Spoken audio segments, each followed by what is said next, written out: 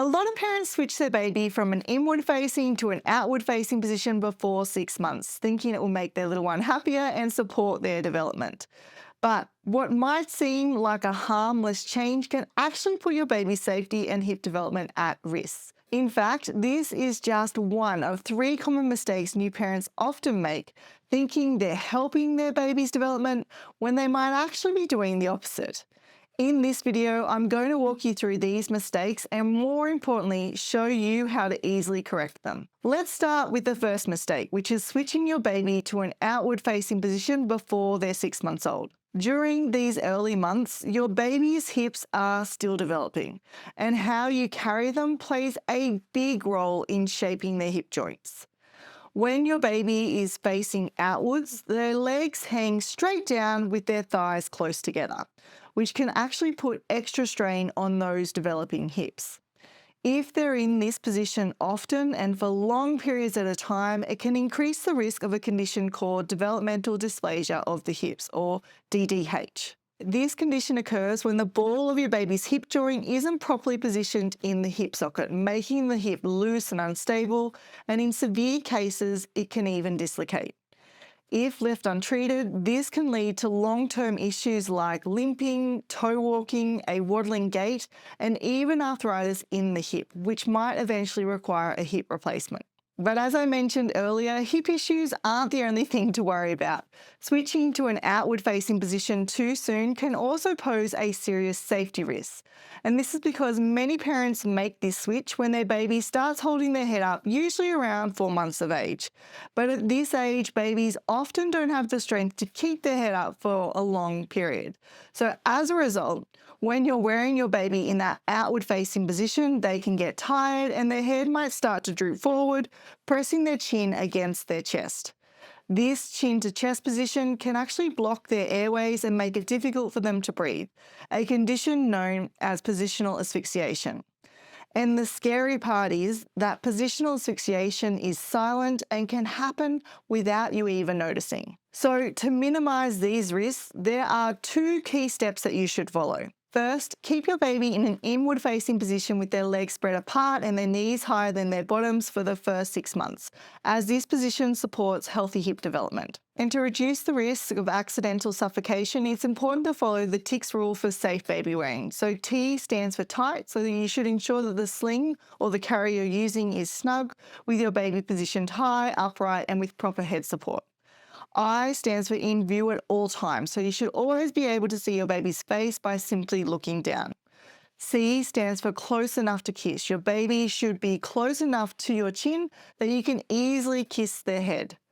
K stands for keep their chin off their chest, so you want to make sure that your baby's chin is up and away from their body.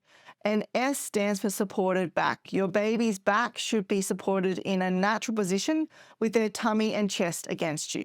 By following these guidelines, you can help ensure your baby's safety and promote healthy hip development while baby wearing. Another mistake I see parents make is with white noise, and I get it. When you're desperate for your baby to sleep better, it's really tempting to crank up the volume or put the white noise machine right next to or in the crib, hoping it'll block out every little sound so that your baby can drift off to sleep and stay asleep. But here's the thing. If the noise is too loud, it can actually cause permanent hearing loss, and that can affect your baby's speech and language development and even important skills like reading later on. So how do you keep using white noise safely? Well, the key is to make sure that the noise level stays within a safe range.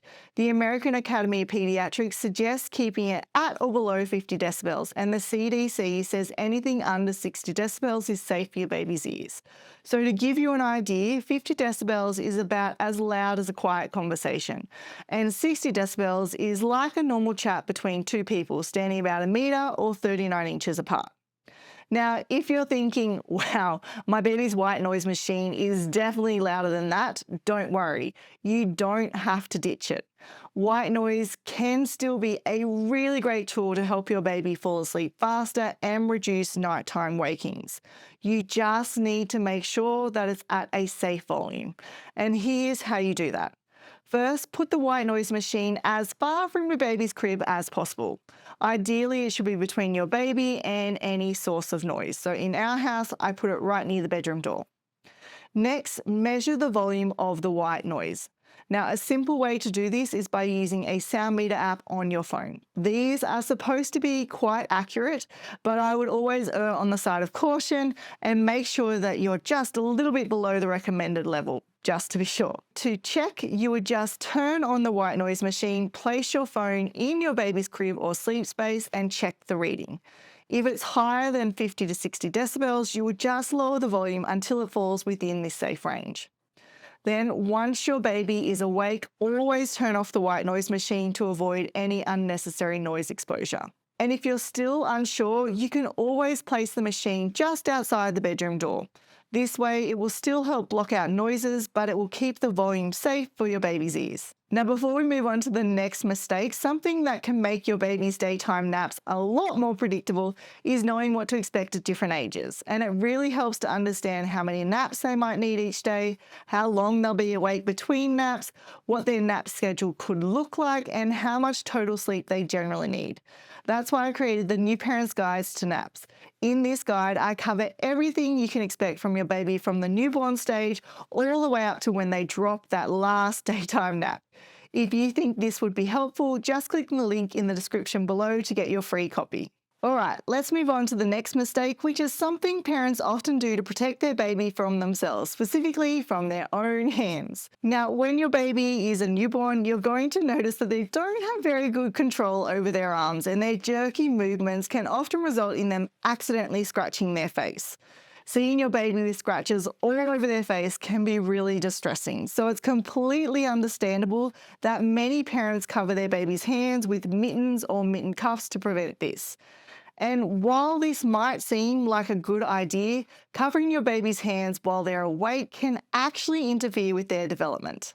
This is because there are many developmental benefits that come from letting your baby suck on their hands.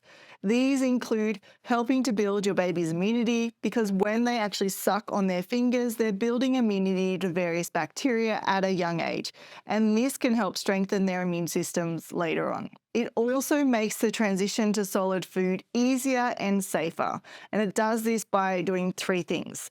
Firstly, sucking on their hands helps to shift their gag reflex from the front of their mouth to their back and also make it less sensitive.